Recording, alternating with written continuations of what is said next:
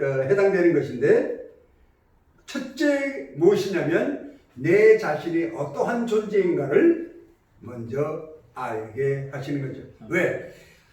예수 그리스도를 따른다고 하는 것은 선한 것을 한다는 겁니다. righteousness, 거룩한 의를 이루는 일을 한다는 것인데, 그렇게 하려거든 너가 부인되어야 된다. 죽어야 된다는 거죠. 죽어야 된다는 거죠. 그렇다고 이 피지컬한 목숨을 끊는 것을 말씀하시냐? 절대로 아닙니다. 하나님은 순교를 원하시는 게 아니고요, 선교를 원하십니다. 여러분과 저는 어찌하든지, 저는 사업하는 분에게 말씀드려요. 성경이 말씀하는 것은 여러분이 부유해야 돼요. 성공을 아주 성공적으로 해내야 됩니다. 그래서 그것으로 역시 그리스도인이 여기 오나니까 기획하고 하니까 기업이 참 잘 되고 직원들이 단합이 있고 하는구나라고 하는 것을 세상에 대해서 보여줘야 그것이 하나님의 영광을 드러내는 일입니다. 결코 가난하고 어렵고 그것을 바라보고 세상 사람들이 잣대를 대는 것은 복음을 모르기 때문이죠.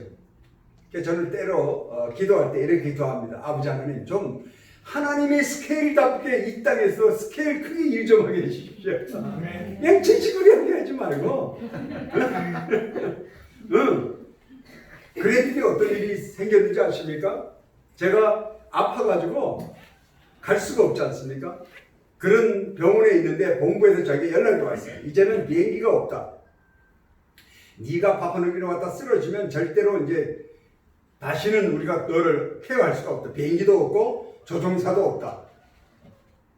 기도를 했습니다. 근데 어떤 일이 일어났냐면, 하나님이, 아직 내가 그분의 이름은 몰라요. 미국에 하나님이 딱 한 사람 사업가를 통해서 첫 번째 1.5 밀리언 달러짜리 원가만 세금 아직 더하지 않고 비행기를 신형을 사서 헌물을 합니다. 파푸아뉴기니.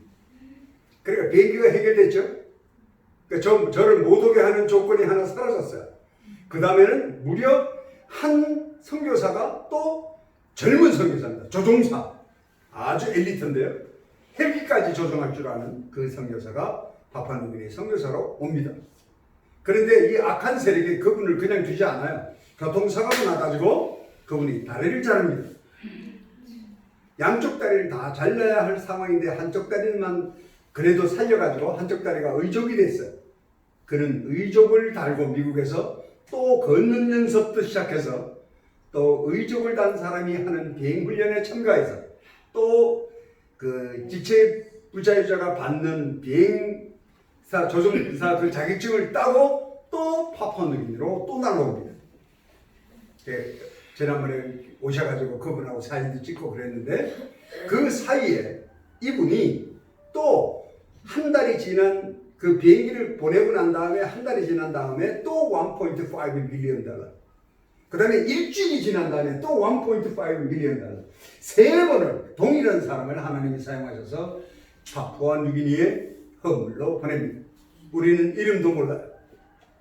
그 비행기가 왔기 때문에 저는 파푸아뉴기니로 돌아갈 수 있었습니다.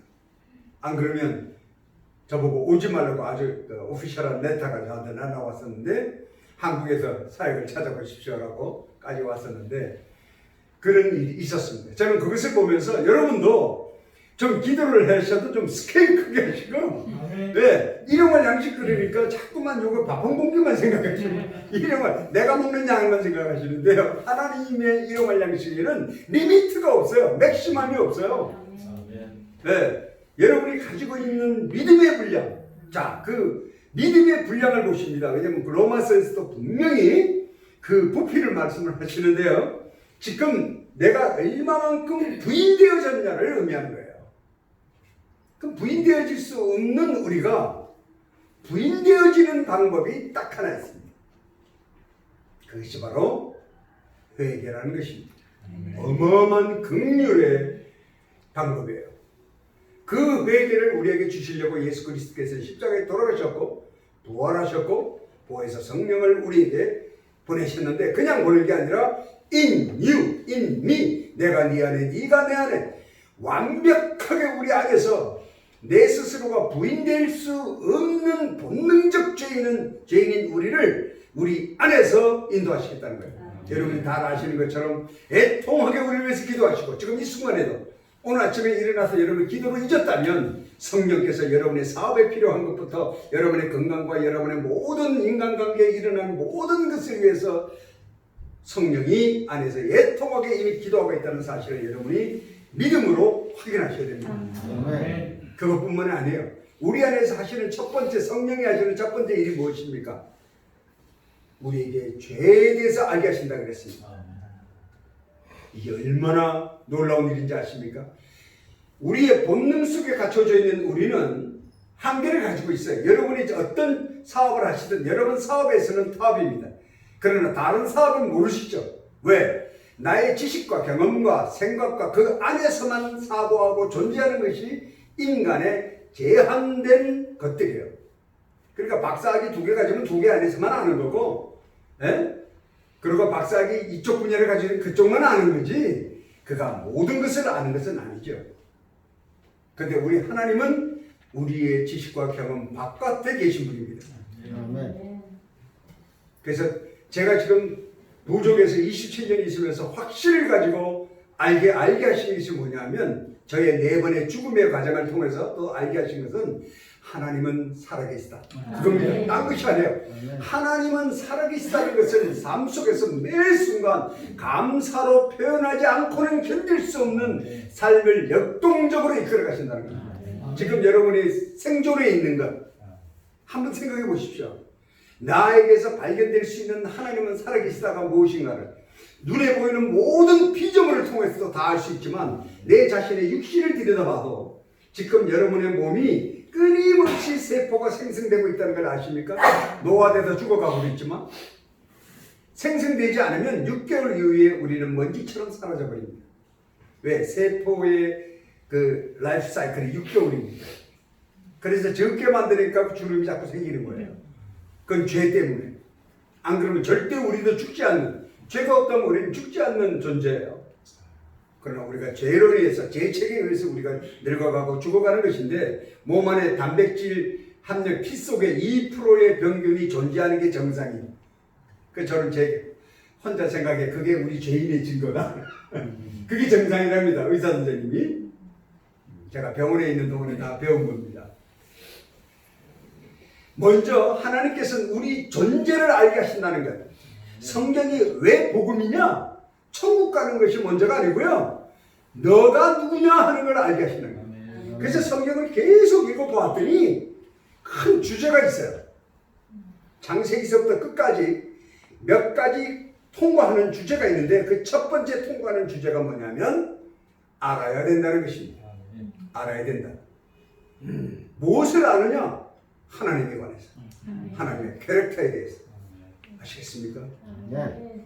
무엇을 통해 아느냐면 그냥 나의 삶의 경험을 통해서 아는 것이 아니라 말씀을 통하여, 이 말씀이 내 안에 임해 있음이 성령 충만이고 성령이 임함이라고 폴보셔는 그렇게 얘기를 해요. 그러니까 말씀을 통해서 하나님을 아는 거죠. 구약에 보면 뭐라고 말씀을 하십니까? 나를 아는 것이, 하나님을 아는 것이 지식의 근본이다. 그건 세상의 지식을 말하는 것이 아닙니다.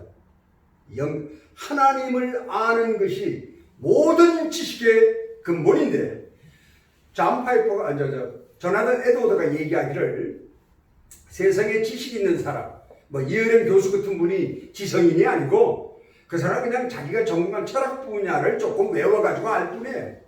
자기도 책을 통해서 배웠지 뭐 이제 소크라테스를 만나본 적이 있습니까? 인격적인 영향을 받았습니까? 그것도 아니에요. 근데 왜 그를 지성인이라고 세상은 말하느냐면 그 지식 때문에 그런 거죠. 근데 조나단 에드워드는 이렇게 얘기합니다. 여러분과 저희가 바로 온전한, 우리가 지성인이라고 말합니다. 지성인 중에 지성인. 왜? 세상의 지식도 갖고 있지만 하나님을 아는 지식을 소유했다는 것입니다. 그럴 때 우리에게 진정한 지성인이라고 조나단 에드워드를 아시죠? 미국을 350년 전에 부흥케 리바이벌 시키신 분이십니다. 특히 미국 교회에서는 아주 최고, 유럽에서도 최고. 지금 그분을 어떻게 표현하냐면 에베레스트 산의 최고의 정상에 있는 목사님이라고 얘기할 만큼 제가 그분의 책을 여러분에게 추천합니다. 어떤 기회를 통하셔든 그분의 책을 다 여러분이 사셔서 보시면 여러분 삶에 큰 믿음을 이렇게 강하게 하는, 강화하는데 큰 도움이 되실 겁니다. 그래서 그분이 이렇게 말했다 그러면 전 세계 어떤 신학자도 반론이 없어요. 그분이 바로 조나단 에드워드라는 분입니다. 자, 우리를 이 성경을 다 보면 제일 끝에 예수께서는 또 뭐라고 그랬냐면, 예수께서 돌아가시기 전에 마지막 하신 말씀 기억하시죠? It's finished가 그 마지막 말씀인 건 맞지만 그것은 하나님으로서 얘기하는 구원자로서 우리에게 얘기하신 마지막 중보기도가 있어요. 그 중보기도 발 안에 뭐가 있습니까? 세상이 있어요. 로마 병정. 물질의 가치를 가장 중심으로 삼기 때문에 오직하면 죽을 시체의 세마포를 나눠 갖겠다고 가위바위보까지 하겠습니까? 세상의 가치입니다. 그 세상을 바라보고 십자가에 계시면서 바라다보며 하시는 예수님의 중보의 기도가 있습니다. 그들이 알지 못하고 하는 것이요 아버지 그들을 용서하여 주시옵소서라고 기도합니다. 만일 예수님께서 그 중보 기도를 하지 않았다면 이건 저의 생각이에요. 아마 여러분과 저는 오늘 구원받지 못했을 겁니다. 그러나 그분은 그 엄청난 고통을 우리가 십자가의 고통 그러면요 당연히 뭐 여기 아픈 거 육체적인 걸 생각하지만 여러분 우리가 여러분 사업하다가 한 가지 문제만 있어도 그거 한 가지 해결하느라고 얼마나 어렵고 기도하고 막 그렇습니까? 밥맛도 없고 막 마르고. 근데 예수님은 지금 70억 인구라면 예를 들면 그때 다 그렇게 하셨으니까 70억 인구의 모든 죄를 다 한 번에 짊어지셨고요. 70억 인구의 염려, 불안, 걱정, 눈물, 아픔, 질병을 동시에 전부 다 끌어안으신 분이에요. Once forever. 사도 바울이 한 말입니다. Once forever. 한 번에 영원히 끝나는. 그래서 끌어안고 그 죄가 없으신 분이 계셨기 때문에 그 모든 죄가 집합된 그 십자가 위에 하나님의 분노는 맥시멈에 있는 거예요. 그래서 예수 그리스도를 짓밟아 버리신 겁니다. 당신이 당신 아들을 짓밟아 죽게 하는.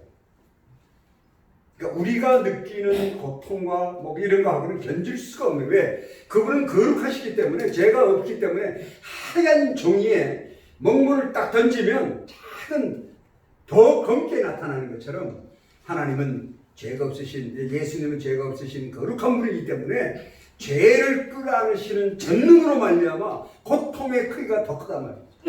그러니까 그것은 묵상할 수 있어야 돼요. 우리 죄인이 죄를 끌어안는 건요 그건 고통이 없어요. 왜? 내 죄대로 행동하면 됩니다. 본능대로. 저도 사업할 때 성령이 내 안에서 양심을 통해서 그렇게 하지 마. 왜냐면 저는 용역 사업이니까. 왜냐면 컴퓨터 개발해주고 프로젝트 여러분 회사 가가지고 다 서베이해가지고 정산화 시킨다는 얘기 있지 않습니까? 그거에다가 컴퓨터 팔고 뱅킹 같은 데는 대형 컴퓨터니까 그런 거 하면서 계약을 하기 때문에 더 악한 요구가 많아요. 꼭 끝날 때까지. 어떤 경우는 그냥 담당 이사가 끝까지 점검을 해야 됩니다. 컴퓨터는 우리가 모르기 때문에 점검해야 됩니다. 절대로 결제 안 해주고 그러면서 마지막 10% 남은 건 자기 부자이더라고 끝내는 그렇게 얘기하는. 왜냐면 여러분이 제품을 만들어서 파는 거죠. 홍보자라고 사가면 사가고 말고 많은 거지만 그런 유혹이 덜 할 수 있지만 이 용역 사업은 아니에요. 마지막까지 돈 받아야 받는 거지 끊임없는 요구를 합니다. 끊임없는 요구를. 하여튼 나쁜 건 다 요구해요. 그래서 언제나 내 양심으로 그렇게 하지 마라고 하나님이 가르쳐 주시는데 저걸 계약을 해야 이번 추석에 우리 직원들 100%라도 보너스를 줄 거 아닙니까? 그러면 저는 솔직하게 말씀드리면 양심을 툭 칩니다. 축 쳐도 집어여쳐. 집어여고 난 다음에 거래를 성사합니다. 그랬던 사람이에요. 이것이 그래서 제가 여러분을 존경한다는 거예요. 여러분이 모든 것을 다 이익을 취해야 되는 일을 해야 되는데 그리스도인이란 말이에요. 다 모든 걸 포기해야 돼. 이게 상반된 거예요. 이것을 균형을 이룬다는 것은요 거의 불가능하다. 제 경험으로는. 제가 양쪽을 다 경험해 보니까 거의 불가능한데 여러분은 아직도 믿음 안에서 이렇게 새벽기도 조찬 기도에 오늘 나오실 만큼 믿음을 지키고 계시다는 것이 얼마나 그러면서 또 성령께서 놀라운 방법으로 하나님이 계약을 이루게 하시고 이끌어나시고 당자 수표나 오음을 해결하시고 하는 방법을 경험하시지 않습니까? 그런 감동도 있지만 세상에 오는 유혹에 여러분은 그야말로 워리어예요. 여러분이 전사로서 쓰지 않고는 그들에게 예수 그리스도의 향기를 드러내는 피의 가치를 드러내는 일이 얼만큼 힘들다는 걸 피부로 느끼면서 살아가시는 분들이라고 저는 믿습니다. 믿는 게 아니라 확신합니다. 왜냐하면 제가 경험을 했기 때문에. 자, 복음이 우리에게 하나님을 알라고 하는 큰 주제인데요. 성경을 읽으실 때 다시요 그런 방법으로 읽어보세요. 그러면 너무나 많은 곳에서 알아야 된다는 것을 얘기합니다. 누구에 대해서? 하나님에 대해서. 하나님에 대해서 딱 알면요 성령이 주시는 놀라운 축복이 있는데 그것이 뭐냐면 회개가 일어납니다. 애통함이 일어납니다. 아멘. 이게 산상수훈에 예수 그리스도께서 가르치신 5장 3절의 말씀, 심령이 가난한 자는 복이 있다는 말씀이 뭐냐면 마틴 로이드 존스 목사님의 강의에 의하면 그분은 이렇게 얘기해요. 그 얘기는 바로 하나님을 아는 거예요. 하나님에 관하여 about God. 예? 그냥 우리나라 대통령 문재인 이런 정도 아는 게 아니라 인격적으로 아는 걸 말합니다. 하나님을 말씀을 통해서 인격적으로 알면 주시는 긍휼이 뭐냐면 우리 안에 들어있는 내 안에 성령이 계시니까 첫 번째 죄에 대해서 알게 하신다는 성령에 의해서 칭의를 받고 난 다음에 성령에 의해서 우리는 애통한 마음이 일어납니다. 그 첫 번째 애통이 나의 죄 때문에 다 경험하셨죠. 여러분 회개라고 하는 자리에서 눈물을 흘려보셨다면 여러분은 벌써 성령이 가장 충만한 사람입니다. 성령은 우리를 떠나지 않으세요. 제가 찬양 이렇게 집회 나가면 찬양하는 가사 보고 저는 이 노래 부르지 말라 가사 바꿔라 그런 얘기를 저는 합니다. 아예 너무나 엉터리 가사가 너무 많아요. 자꾸만 성령을 불러. 성령이 오시옵소서. 성령을 내가 마음대로 오란다고 오고 가거라도 가요. 예수 그리스도를 구세주로 믿는 순간 칭의가 일어나는 이 교리를 믿는다면 그 순간 여러분 안에 이미 성령은 성령 세례를 인지하고 계신 거예요. 네. 그 안에서 우리를 인도하시는 건데 너무나 우리를 인격적으로 대하시기 때문에 나의 자아를 건들지 않으세요. 이게 놀랍잖아요. 나 오늘 조창기도 안 올래. 어제 되게 바빴으니까 골프 쳐서 그러면 안 오십니다. 그 자아를 안 건드세요. 성령님은 그냥 두는 거예요. 왜 그러냐면 하나님은 우리에게 프리윌, 자유의지를 주셨잖아요. 이 자유의지가 움직여서 그렇죠? 그 거룩한 일에 동참하면 순종이잖아요. 그러니까 진정한 순종, 바른 예배, 그렇죠? 경배를 원하시는 거지. 뒤틀어가지고 협박해가지고 그 자리에 오는 것을 하나님은 결코 원치 않는 분입니다. 그러니까 여러분이 이 자리에 온 것은요, 여러분의 안에 계신 성령의 역사인 것을 아버지가 보내지 않으면 나에게 올 자가 없느니라는 예수의 말씀이 여러분의 삶에 오늘 아침에 전부 다 응답된 분들입니다. 아멘. 저 역시 그렇기 때문에 우리가 하나님의 이름과 영광을 위해서 예배를 드리는 거예요. 이것이 산제사예요. 딴 게 아니에요. 성령의 순종에 움직이는 거예요. 말씀에 순종해서 움직이는 거예요. 그리스도인이 뭡니까? 말씀이 나의 가치관이 돼서 움직이는 사람이 그리스도인이지.